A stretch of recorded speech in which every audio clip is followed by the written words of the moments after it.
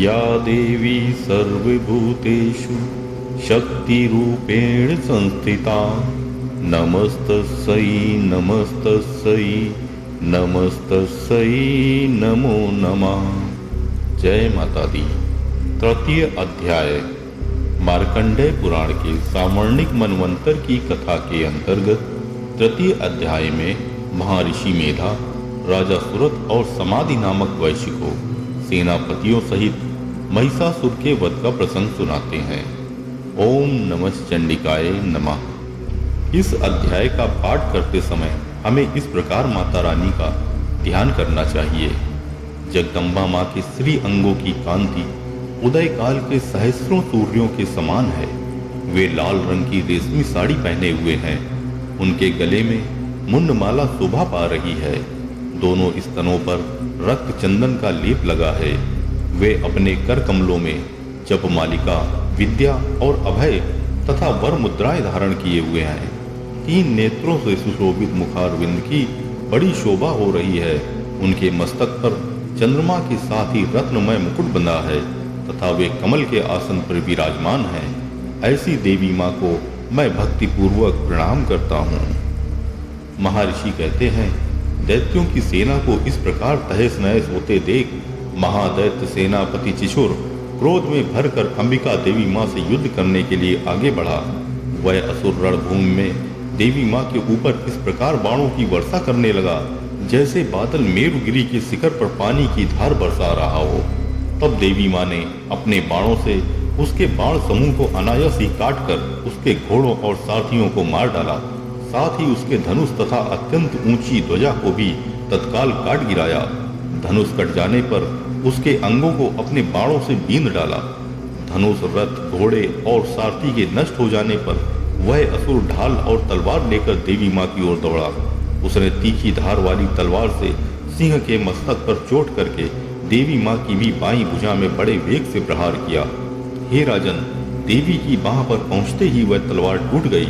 फिर तो क्रोध से लाल आंखें करके उस राक्षस ने शूल हाथ में लिया और उसे उस महादैत्य ने भगवती भद्रकाली माँ के ऊपर चलाया।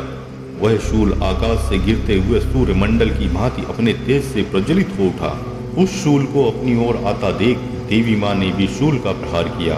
उससे राक्षस के शूल के सैकड़ों टुकड़े हो गए। साथ ही महादैत्य चिशुर की भी धज्जियां उड़ गईं। वह प्राणों से हाथ धो बैठा। महिषासुर के सेनापति उस महापराक्रमी चिशुर के मारे जाने पर देवताओं को पीड़ा देने वाला चामर हाथी पर चढ़कर आया। उसने भी देवी माँ के ऊपर शक्ति का प्रहार किया, किंतु जगदम्बा माँ ने उसे अपने हुंकार से ही आहत एवं निष्प्रभ करके तत्काल पृथ्वी पर गिरा दिया। शक्ति टूटकर गिरी हुई देख चामर को बड़ा क्रोध हुआ। अब उसने शूल चलाया, किंतु देवी माँ ने उसे भी अपने बाणों द्वारा काट डाला। इतने में ही देवी माँ का सिंह उछलकर हाथी के मस्तक पर चढ़ बैठा और उस दैत्य के साथ खूब जोर लगाकर बाहु युद्ध करने लगा। वे दोनों लड़ते लड़ते हाथी से पृथ्वी पर आ गए और अत्यंत क्रोध में भरकर एक दूसरे पर बड़े भयंकर प्रहार करते हुए लड़ने लगे। तदनंतर सिंह बड़े वेग से आकाश की ओर उछला और उधर से गिरते समय उसने पंजे की मार से चामर का सिर धड़ से अलग कर दिया। इसी प्रकार उदग्र भी शिला और वृक्ष आदि की मार खाकर रणभूमि में देवी माँ के हाथों मारा गया। कराल भी दांतों, मुक्कों और थप्पड़ों की चोट से धराशायी हो गया। क्रोध से भरी हुई देवी माँ ने गदा की चोट से उद्दत्त का कचूमर निकाल डाला। भिंदीपाल से वास्कल को तथा बाणों से ताम्र और अंधक को मौत के घाट उतार दिया। 3 नेत्रों वाली परमेश्वरी माँ ने त्रिशूल से उग्रासय, उग्रवीर तथा महाहनु नामक दैत्यों को मार डाला। तलवार की चोट से बिडाल के मस्तक को धड़ से काट गिराया। दुर्धर और दुर्मुख इन दोनों को भी अपने बाणों से यमलोक भेज दिया। इस प्रकार अपनी सेना का संहार होते देख महिषासुर ने भैंसे का रूप धारण करके देवी माँ के गढ़ों को त्रास देना आरंभ कर दिया।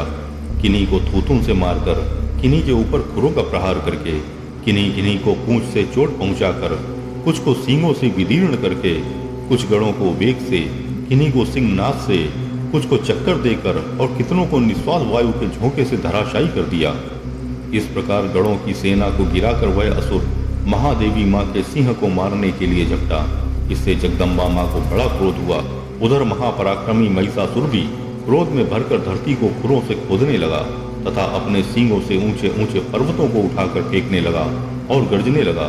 उसके वेग से चक्कर देने के कारण पृथ्वी क्षुब्ध होकर फटने लगी। उसकी पूंछ से टकराकर समुद्र सब ओर से धरती को डुबोने लगा।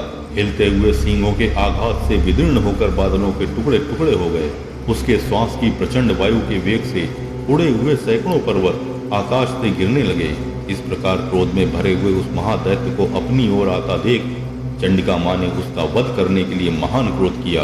उन्होंने पाश फेंक कर उस महान असुर को बांध लिया। उस महासंग्राम में बंध जाने पर उसने भैंसे का रूप त्याग दिया और तत्काल सिंह के रूप में वह प्रकट हो गया। उस अवस्था में जगदम्बा माँ ज्यों ही उसका मस्तक काटने के लिए उद्यत हुई, त्यों ही वह खड्गधारी पुरुष के रूप में दिखाई देने लगा। तब देवी माँ ने तुरंत ही बाणों की वर्षा करके ढाल और तलवार के साथ उस पुरुष को भी बींध डाला। इतने में ही वह महान गजराज के रूप में परिणित हो गया तथा अपनी सूंड से देवी माँ के विशाल सिंह को खींचने और गरजने लगा। खींचते समय देवी माँ ने तलवार से उसकी सूंड काट डाली। तब उस महादैत्य ने पुनः भैंसे का शरीर धारण कर लिया और पहले की भांति चराचर प्राणियों सहित तीनों लोगों को व्याकुल करने लगा। तब क्रोध में भरी हुई जगन माता चंडिका माँ बार बार उत्तम मधु का पान करने और लाल आंखें करके हंसने लगी। उधर वह बल और पराक्रम के मद में उन्मत्त हुआ राक्षस गरजने लगा और अपने सींगों से चंडी माँ के ऊपर पर्वतों को फेंकने लगा। उस समय देवी माँ अपने बाणों के समूह से उसके फेंके हुए पर्वतों को चूर्ण करती हुई बोली। बोलते समय उनका मुख मधु के मद से लाल हो रहा था और वाणी लड़खड़ा रही थी। देवी माँ ने कहा, ओ मूढ़, मैं जब तक मधु पीती हूँ तब तक तू क्षण भर के लिए खूब गरज ले। मेरे हाथ से यहीं तेरी मृत्यु हो जाने पर अब शीघ्र ही देवता भी गर्जना करेंगे। महर्षि कहते हैं, यूं कहकर देवी माँ उछली और उस महादैत्य के ऊपर चढ़ गईं। फिर अपने पैरों से उसे दबाकर उन्होंने शूल से उसके कंठ में आघात किया। उनके पैरों से दबा होने पर भी महिषासुर अपने मुख अर्थात दूसरे रूप से बाहर होने लगा। अभी आधे शरीर से ही वह बाहर निकलने पाया था कि देवी माँ ने अपने प्रभाव से उसे रोक दिया। आधा निकला होने पर भी वह महादैत्य देवी माँ से युद्ध करने लगा। तब देवी माँ ने बहुत बड़ी तलवार से उसका मस्तक काट गिराया। फिर तो हाहाकार करती हुई दैत्यों की सेना भाग गई तथा संपूर्ण देवता अत्यंत प्रसन्न हो गए। श्री मार्कंडेय पुराणे सावर्णिके मन्वंतरे देवी महात्म्य महिषासुर वधो नाम तृतीयो अध्याय। ओम तत्सत। जय माता दी।